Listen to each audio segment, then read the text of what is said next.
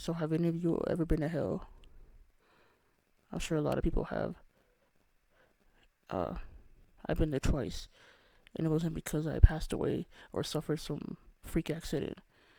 I had a couple episodes, yeah, a couple of bad episodes, and I would suddenly end up in hell on Earth.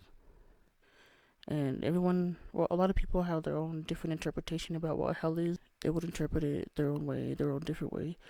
So my interpretation is that hell is a place made up of all deepest fears, your deepest fears and your insecurities, and it's where you are forced to face your fears and insecurities because you failed to acknowledge them and learn from them. And I hate to use the word fail, but that's what hell to me was. And it's not that I did anything fucked up. I didn't do anything to deserve to go to hell. I didn't hurt anybody. I've never hurt anybody. I've never done anything fucked up. I can honestly say that. But it's what I didn't do is what landed me in hell. And what I didn't do is I failed to love myself. And I'm still failing that. I'm still failing to love myself. Which is why I'm depriving myself unintentionally from prospering and receiving love and opportunities and happiness, ultimately happiness. I don't know how to love myself. But the first time that I went to hell is where I met God for the first time. He put me there to show me some things. He showed me what I should be living and what life should be like. What life should be like and what his intentions for everyone is to be loved and to be happy. Happiness. He displayed images of tropical paradise like the Bahamas or Jamaica or some shit. Pure bliss, ecstasy. And he didn't explain a word, but he showed me that I could have that too. I ended up like on this airplane or something, looking down to Earth, and it was beautiful trees and birds everywhere. It was just like a jungle, like a forest, but a beautiful one, like paradise, heaven. And I also saw myself as a beautiful, or no, I mean, not a beautiful. I can't say the word beautiful because I don't like the word beautiful for me. But I was I was with my divine counterpart, and we were both such amazing looking people. We were African, and the most beautiful dark skin ever. And then we ended up being Egyptian. We were just like all these like beautiful races. I'm not saying there's an ugly race or anything, but we were African, and I remember saying, "Oh my God," I was like, "My chocolate honey," and I was like, "You're so beautiful. Your skin's so fucking smooth."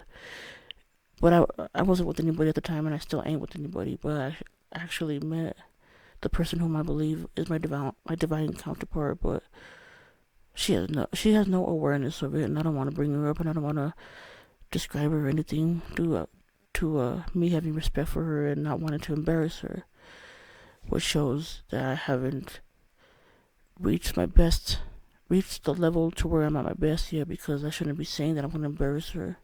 But I feel ashamed. I feel unworthy to even acknowledge her at all. I don't want to embarrass her. And I shouldn't be saying that, but to me she's the most beautiful woman in the world, but we don't even talk at all. And it's been years since I've seen her. But anyways, I saw myself with my divine counterpart, and we were in paradise, and God told me, not through words, but from an understanding, a feeling that translated into words that I could understand to myself. He told me that I could achieve that I should be that, and I should see myself like that, and that life should be like that. Life should be paradise. We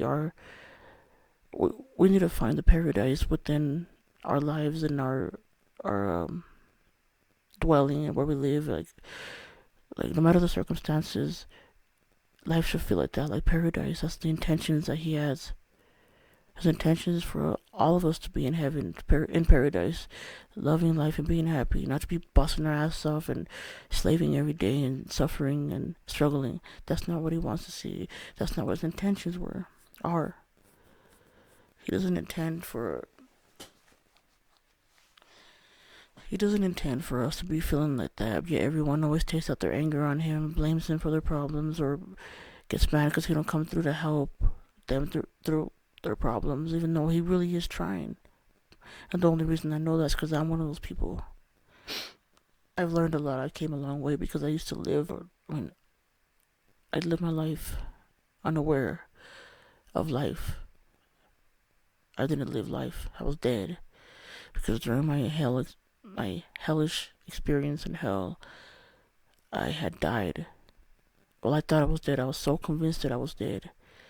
And I remember sitting there telling myself, accept it, you're dead. Now you gotta go through the trials of the afterlife till you can get to heaven, so your soul can go to heaven. Because I was just sitting there on the ground looking up at the stars, and I was like, heaven's up there. And I was feeling such suffering, deep, dark pain. Like, it was like so much suffering. Like, I just felt all of my pain hit me at once. But I understood it was at an understanding level to where I didn't dwell on it. I wanted to learn from it. And when God approached me, he approached me 2 times in that night that I first met him. The second time that he approached me, he wasn't happy or mad. He was projecting lots of hurt, pain, and sorrow, depression, just a lot of pain. And it took me years to understand why he projected that to me. Because I was like, isn't God supposed to be this big, happy light, this loving light? I didn't feel unloved from him. I felt love. Or, no, actually, I just felt this dull energy full of pain and hurt. And it took me years to realize that he was projecting my feelings to me to see what it feels like, or what I feel like, I guess, or what I'm projecting. It took me till 3.5 years later to realize that, to learn that.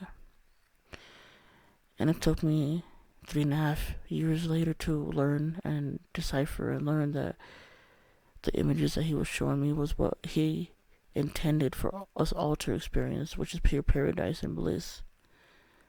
I could never figure out why he was showing me. I was like, why are you showing me that and not giving it to me?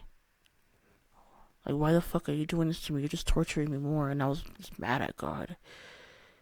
And the only reason I call him God is so that I have respect for everyone's beliefs. And because everyone has their own beliefs. My belief is that you could acknowledge God or him or it or creator. However, your personal beliefs are in your relationship. Well, most importantly, it depends on your personal relationship with God, how it is, and how you acknowledge him. And I started with, I would call him universe and call him it. And he's never, or yeah, I could say he just, because also if I don't acknowledge him as God or him, with all due respect to everybody's beliefs, some people will only focus on the fact that I said that, like universe or the creator or it, and they'll click off of the video. But then again, I shouldn't be worried about that because then the video wasn't meant for them. But I'm just coming with all respect to everybody because I really don't care what the fuck people think or say. But I want to get my message heard to as many people as possible. I want them to experience what I learned so that they can know that there is hope out there and that you can change and that you are loved. You're loved. But anyways, so I'm going to keep calling him God. But it took me a long time to decipher and learn what he showed me that night, which only took him a minute to show me. That lasted, it's going to last an eternity. It left a mark on me, a good mark. It left a everlasting memory inside of my mind that'll transfer on with me after I die. It was beautiful, and I'm very thankful for that. I'm grateful for that. But I began my spiritual journey. I guess you could say some people will call it, well, I don't know how to say this right, but the spiritual journey is also the soulmate or twin flame journey, which a lot of people don't talk about or relate to another. And I also have my own interpretation of what twin flames really are. There's 2 sides to it that I believe. One is that twin flames and soulmates aren't real. It's just some sort of a, I don't know, belief, I guess that was created and that allows parasitic energies and entities to take advantage of your heart and your pain and feed off of you while they convince you that there is a soulmate out there for you, and you just sit around waiting, or twin flame more so, because twin flame journeys are more painful. That there is a twin flame out there for you, and that they do want you, and that they will be with you eventually, as long as you put up with this pain, and they feed off of that. And there's truth to that to an extent. And the other side is that these parasitic energies are there, or entities or spirits are there to hurt you, so you can learn from that pain, because we learn more from pain. We don't learn that much from happiness, because the pain is the work that we put in. The happiness is the fruits of our labor. So you hurt and you learn, you could reap the rewards, the good rewards.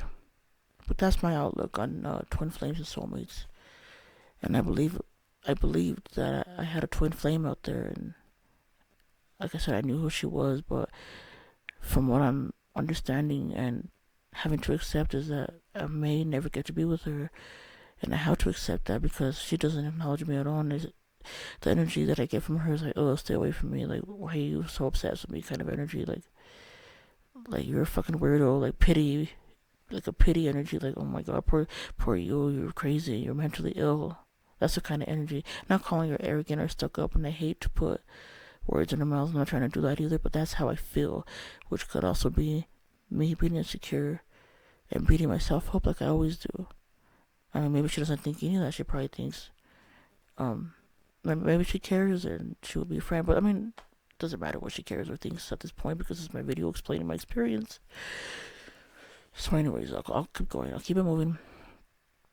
So yeah, that's where I first met God, was in hell. And he showed me these things, and that is when I embarked on a new path in life called a spiritual journey. And what triggered all that was that I was so deeply depressed in my life, and I decided to write a letter to God, because I felt like nobody loved me, like the world hated me, and I still feel like that. I feel like the world hates me, and the world despises me, and everyone looks at me in disgust. I feel like I'm highly undesirable and just ugly and hideous and just disgusting. Like I have no right to live. I've been single for years. I mean, of course I'm gonna feel like that. Nobody desires to be with me, and I'll explain that later. I understand why, but that's the truth. People don't desire to be with me. I'm just ugly to them and to myself, because I'm ugly to myself. And so whatever. Anyways, what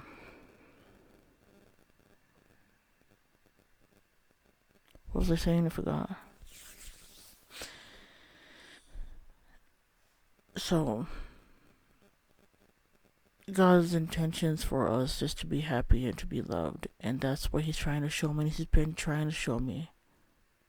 He's been trying to reach out to me my whole life. I was just too blind to see it, and just completely unaware. And then when I was finally aware of God trying to show me these things, it took me a long time to decipher the messages because of self-doubt. I always doubt myself. I believe I'm just stupid, and I'm just seeing things and hallucinating, because I'm actually diagnosed with schizophrenia, bipolar, manic, depressive, and OCD. But now, today, I woke up with a different perception or perspective on life. I realize that I'm not crazy. Yeah, I may have, like one of the big issues here is that humankind has control issues. They want to label everything. They want to put labels on everything because they want to control it. And they want to control it because they want to have power over it and greed over it, in a sense, in a way. And that's the problem that I've lived, is that I'm not accepted. Well, because let me backtrack a little bit. When humankind likes to, or when people label things, it familiarizes them with it. And then it makes them comfortable with it, so they accept it because they're comfortable with it, and that's how they are programmed. They start to program, or they're programmed by labeling things and accepting them because they're comfortable with them. Versus me, I'm hard to label. Like if you go to the grocery store and you're buying something, milk or something, everyone always buys the one with the label on it. If somebody ripped the label off or the label just fell off and it's there on the shelf, no one's gonna buy it. Or I mean, most likely, no one will go for it, or less people will buy it, an unlabeled product, even though it has the same ingredients that the other products have. Or it might even taste better. It might have been, one that got messed up during packaging or whatever. I don't know. It has the same ingredients, or could it taste even better than the original item or original product? But people don't want to take that chance. They're afraid of it. They will assume the worst right away. Maybe it's expired, or it's poisoned, or it's bad. I don't want that. I want the one with the label. And although it may look identical to the other products, it just doesn't have a label on it. It gets rejected and thrown in the dumpster.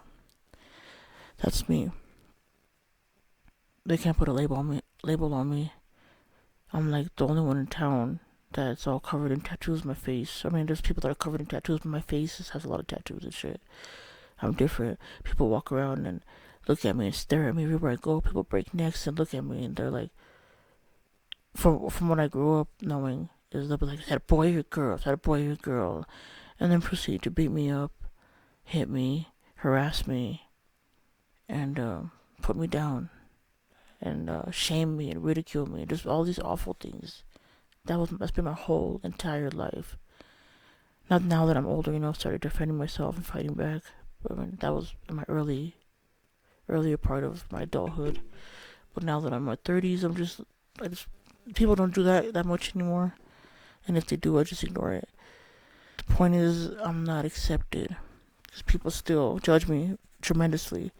Like when I go to restaurants, I've gone to a restaurant before where I just felt the discrimination so strong.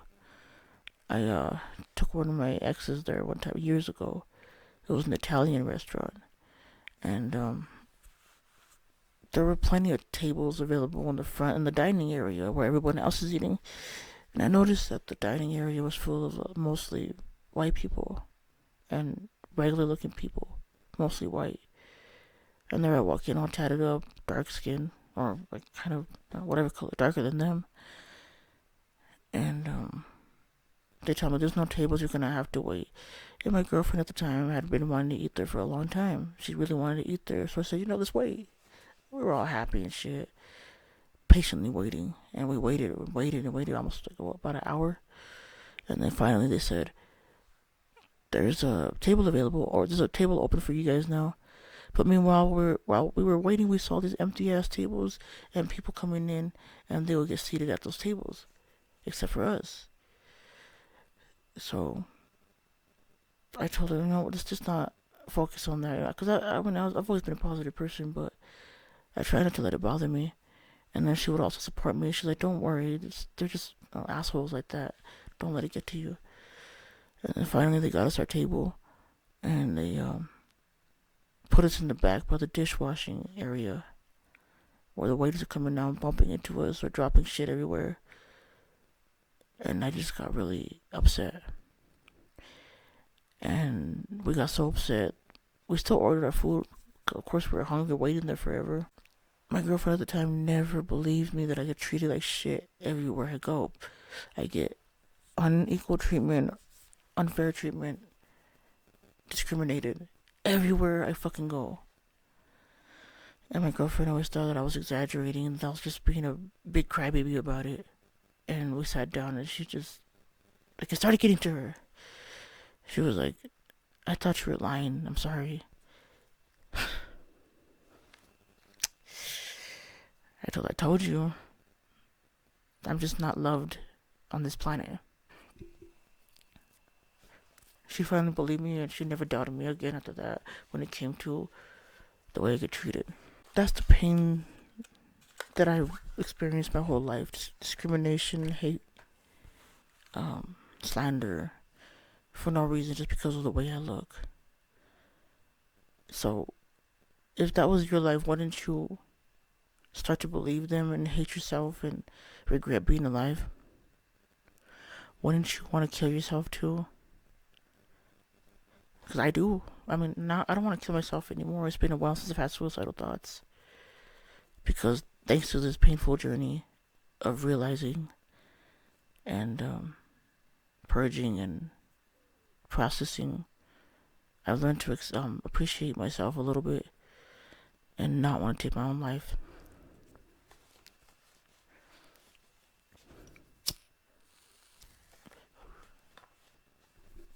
But that's just one instance out of a lifetime full of daily discrimination. So, of course, I'm going to hold on to that, and it's going to be hard for me to, because that's how I've been programmed. It's like you go through something over and over and over again, it gets programmed into your head. So I'm getting reprogrammed. I'm reprogramming myself, and it's hard because I'm doing it all alone. As we all do when we embark a spiritual journey, we usually have to suffer it alone, and the only assistance we get is the assistance of these beings or this energy or these spirits, whatever you want to call them, which people would also dismiss as, oh, they're going crazy, they're just seeing things, they're being delusional, it's their subconscious way of processing things by seeing invisible people. Whatever you want to call it, I don't give a fuck. Due to all that pain and trauma and harassment, I've never been able to love myself. I've tried, and most days, although I've been through all that awful judgment, when I look in the mirror, I I say, damn, I look good today, because I'm being honest. But I don't like being called beautiful. I'd rather be called handsome, because I don't I don't feel like I feel like a guy trapped in a woman's body, and it sucks. It's horrible. It's fucking torture. It's makes me want to die. And I don't want to be a transgender either. It's like, to me doing that is just not accepting yourself. But some people say, yes, accepting that. I mean, what can I say? I haven't experienced that yet. So, I mean, am I? Who knows? Who knows? Who cares? Because I've learned to accept life for what it is, and how God tried to show me in the beginning of this journey was, you need to find the paradise in your suffering, because paradise is there. I'm providing it for you. It's up to you to walk through that door and see the paradise. God's wanting us to change our perspective on life and our surroundings and how we're living. Change your perspective is what He wants, and that's what He's been trying to get me to do for years, to change my perspective, and I have, because I've lost my home, my family. I've lost everything, including my underwear, clothes on my back, all the clothes. I've been stripped down to naked pretty much when I went to jail, I've lost it all. And at that time is when I changed my perspective. And when I got released from jail and back to the streets to be homeless, I was still smiling, happy, making the most of it. I felt liberated, sleeping under a bridge, under the freeway bridge or whatever, under the freeway. I felt liberated. And I never worried about the future or worried about how I'm going to do this, how I'm going to do that. I appreciated the moment. I was just like, I have a life. I'm alive. And I have the ability to create an opportunity for myself to thrive. And thriving would be finding the feeling of happiness through that suffering, to laugh and smile and make jokes. That's heaven. And I lived that homelessness and the laughter for a while, and it taught me so much. Because I was suffering a lot more when I was homeless, of course, anybody would. And it did humble me. I've always been a humble person, but I remember sleeping in the park and the sprinklers would go off, and I'd still be laying there asleep, feeling that awful depression, like out, like there was no way out. But then later on, I'll get up and go for a walk, and I'll feel better. And that's when I learned that God put His armor protection over me, because I was protected from. It's when I began to not let pain hurt me anymore. That's when I was homeless. That's when I finally got over that hurdle of letting pain inflict me and stay there. Some things would hurt my feelings or whatever, but it would just bounce right off me, and I would recover quickly, and I still do. Throughout this journey, God has shown me what a facade I've been putting on. And I would get offended because I could talk to him. I see spirits or these invisible beings. I hear them. And I've been labeled as schizophrenic, like I said. But they've been helping me. Or some people would say that I'm just filling in a void in my life of solitude and loneliness with imaginary people, so that I can cope with it. They say it's a coping strategy or whatever. It may be, it may not be, but my belief is, from what I've witnessed, is that they're real. And I would spend long times recording them, trying to document them and get proof so I could show other people that I'm not crazy and that they're real.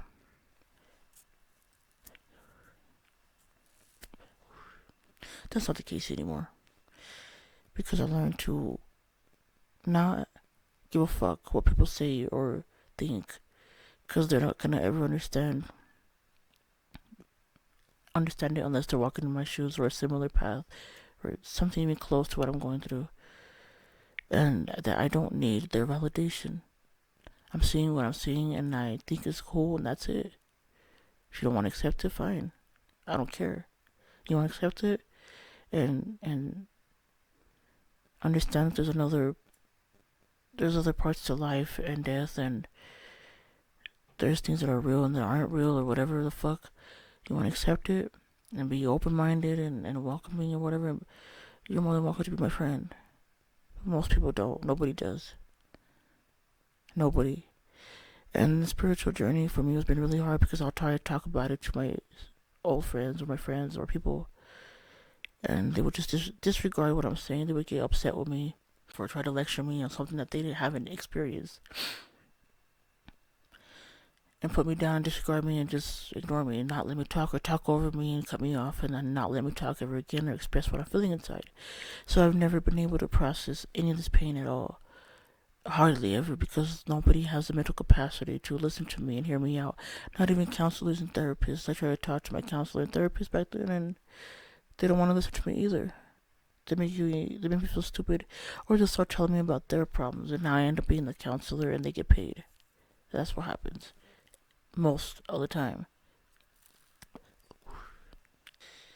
Just the other day. Oh yeah. So yeah, I met God that first time 3.5 years ago. Go on my journey, start learning about myself, rediscovering myself, rediscovering what life is, the meaning to life, and all that stuff. And I finally see God again. Years later, just the other day, Monday, I felt like I put in a lot of work, which I have. I'm saying I put in a lot of the work of processing and learning from my pain and growing from it instead of dwelling on it. And I felt like I was ready to finally start to reap the rewards of my hard work. And I kept seeing, because I also I do readings. I read people, and there's another part to my whole tarot reading thing, which I had a video of, but I took it down. But I'll explain that some other time. A lot of the messages that I was, I guess, misinterpreting, obviously, was that I want to finally start to receive the fruits of my labor, And I would sit there patiently for weeks and weeks and weeks and weeks expecting. And I already knew that expectations are good because expectations lead to disappointment because you're expecting something when you should be enjoying the current moment. But I still did it anyways. I waited because I knew, I have a knowing that something good's coming for me. And there still is. But I felt like I was entitled to it. I was being arrogant and egotistical still, even though I died many times of my ego self died several times. And I started getting pissed. And finally, on one day, I got angry and I had a massive outburst that lasted about 24 hours. I've never been angry for that long. I'm the person that gets angry and I'm over it 5 minutes later. But this time I was angry at God. I lashed out at him, called him names that I shouldn't have, talked so much shit to him, and yelled and destroyed my room. Took down my altars, destroyed my altars, spiritual altars. I took them down, destroyed them. And I'll be like, F you, God, get the fuck out of my life. I don't want you here. Get out of my life. Stop fucking watching me. Get away from me. And I said it with so much anger. I was like, get the fuck away from me. And I would just go on and on. And then I would calm down. And then something else would upset me and trigger. It was like waves and waves and waves of anger and fury. Finally, God, this it came. There was a big bright light in my room. It kept flashing, and I kept telling it, "Get the fuck out of here!" Because I started noticing, or in my belief, I just had a knowing. I was like, "It's God." Now I wasn't excited to see him. I wasn't scared of him or nothing. I was pissed at him still. I was like, "Get the fuck out of my room!" And this big white flash would just keep flashing, and I'm like, "Get the fuck out of here!" And then I started seeing things, not seeing things like hallucinations. I started to, I guess, see images or understand that it's not his fault. That he's been trying to save me, and he saves me time and time again. And that started to set in slowly. And when it first started to set in, I was like, quit trying to bullshit me. God, stop your shit. I don't want to lick your ass today and tell you how grateful I am for shit that you're not even giving me. For a belief and imaginary reward that's in my head, that you're putting in my head because you just would like to be worshipped because you're such a vain God. And I would just go off, and he kept showing me, no, no, no, no, you got it all wrong. And finally, he got me, or not in a bad way, but finally I snapped. And he showed me when Jesus Christ, the image of Jesus came through, and this bright light was projecting, bright light, and then the star was shining, and the sun was already coming out, but there was this bright light, and then there was a star when I looked out the window, and it was bright, and it was like blinking at me, and I was like, what the fuck is that light out there? It turned out to be a star, and the star was in the image of Jesus that had a crown of thorns on his head. And I heard it was like, I know you've suffered a lot, and you're not accepted, you're not a failure. Look how the world treated Jesus Christ. Look how they shunned him and put him on the cross. People are embarrassed to admit that I'm real, or they don't want to acknowledge the fact that I'm real, and that's when I started to snap, and I started to realize how privileged I am to feel this pain and to have felt the pain that I've struggled with my whole life. Because he was comparing me to his pain, my pain to his. And that's the ultimate privilege and honor. And that's when I started to snap. I'm like, man, I was still being stubborn. I was like, okay, I see what you're trying to say, God. I don't need to be sitting here kissing your ass, dude. And he just he had no, I felt the real love Because remember I told you when I first met him, he was projecting my pain onto me to make me realize what I'm projecting and how I feel and how I was inside. But now he was finally showing me like, no, this is me, God, and I love you, and I want to help you. I've been trying to save you, but all these dark forces are consuming you because it's all you. You're doing it to yourself because you're not learning how to let that pain go. You're depriving yourself of love and happiness. I've been trying to give it to you, and I've been throwing it at you, and you never receive it because you're not open to receive it. You're sabotaging yourself. It was like, because for weeks too, like recent weeks, it kept showing me images of icebergs and frozen mountain tops. And he was saying like, yeah, you've done the work. You have. You've reached the top of that mountain. You've walked the bottom of the mountain. You walked that trail to the mountain, the rocky trail. You walked through hell. But there's snow everywhere. It's because your heart is frozen. It won't thaw out so that I can receive and accept love. Well, no, I've accepted it. I accept love, and I try so hard to accept it and intake it. I'm just not open to receive it. I never receive it. It's like UPS or FedEx coming and giving you the clipboard and you signing the package and grabbing the package but never opening it. That's me. I never opened the package. I don't know how to open it. That's where I'm stuck at right now. Because I thought that I put in the work and I'm like, I'm ready. And I always say, I'm fucking ready. I'm finally ready. And it never comes. Love never comes to me. And then he'll show me people. And I know it's God. I know it's him. Always showing me all these things every day. He's with me every day. He's here right now. But he's always showing me, you are loved. And he'll show me like friends or family. And I'll scream at him. I'm like, that's not the fucking love. I'm sorry for sound like an ungrateful bitch, but I'm looking for intimacy. For someone to touch me. I want to be touched. I want to be loved on. I want a bond with somebody. And I would hear silence. But now I know why. Because that's not what he was trying to give me. He's trying to get me to realize that I need to love myself so that I can attract the intimacy that I desire, the love that I desire, a partner.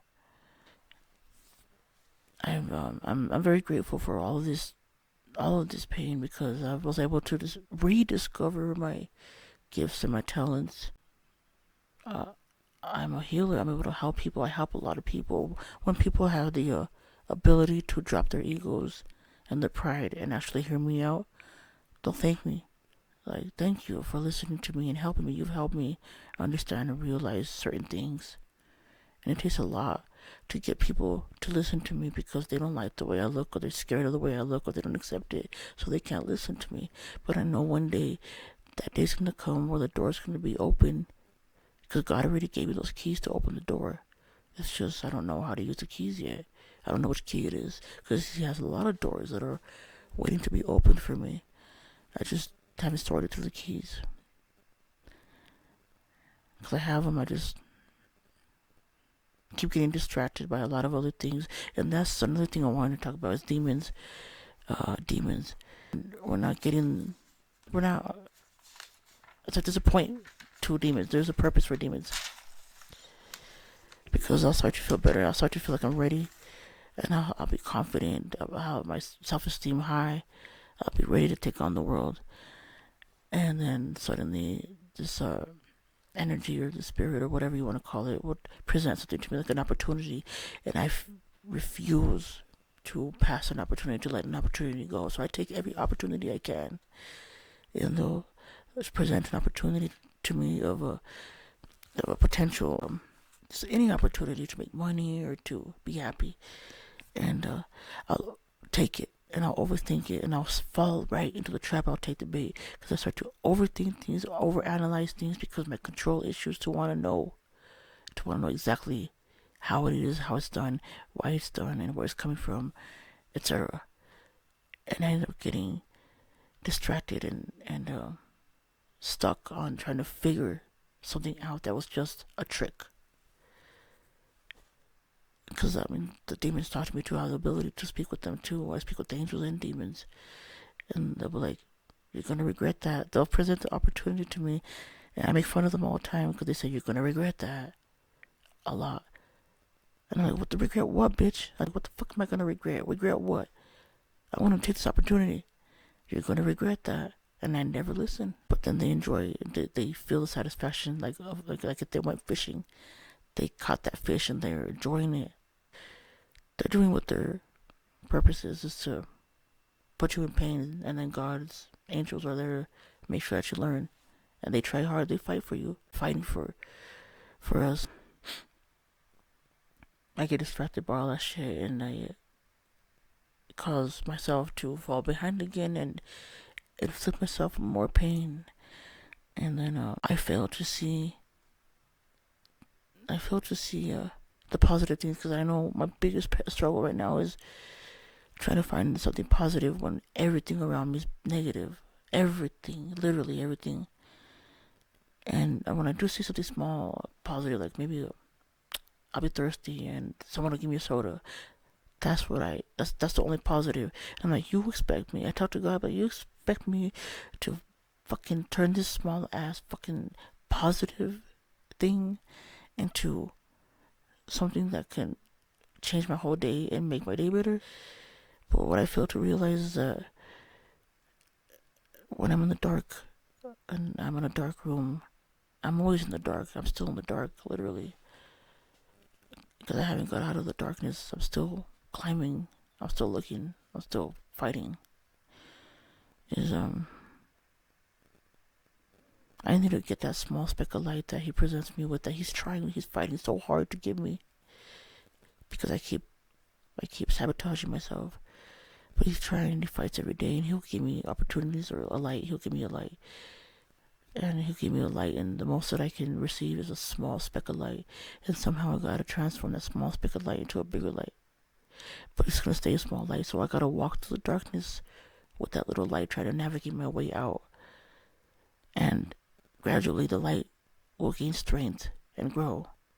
I just need to feel around for him. I need to feel around and get out. You don't have faith, you don't have belief. You just know it's gonna happen.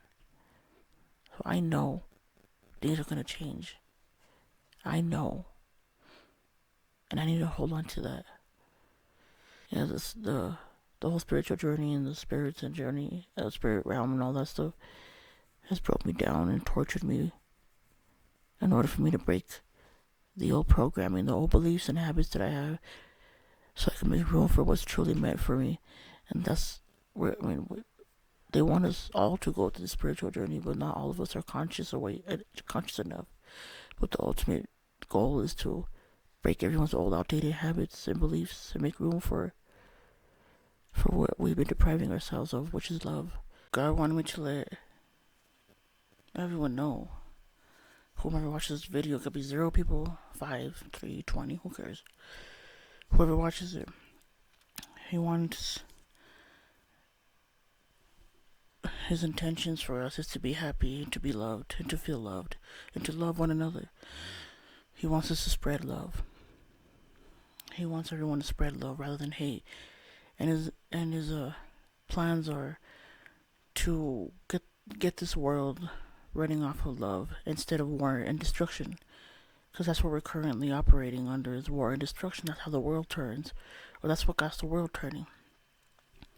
Like, cause I remember when I first started this journey, I saw this strange thing, and it told me that certain people were being recruited to teach the world about love, because the future needs love, and the future is gonna be prospering, full of love and happiness. And that is my purpose on this planet, and I think the purpose of everybody, or some purpose, a part of everyone's purpose, is to improve society, mankind, and create a future through love, so that our children and the generations after that and generations can no longer suffer like we are. He wants that suffering to be over, and he's going to terminate suffering like that. I mean, he's not going to terminate suffering altogether, but it's not going to be how it is now. It's going to be different. The world's going to operate off of love, and I wholeheartedly believe that, and I've seen that. So I'm honored and I'm privileged to serve my purpose and to continue to keep serving my purpose and to keep trying to spread his word or its word or creator's word about love.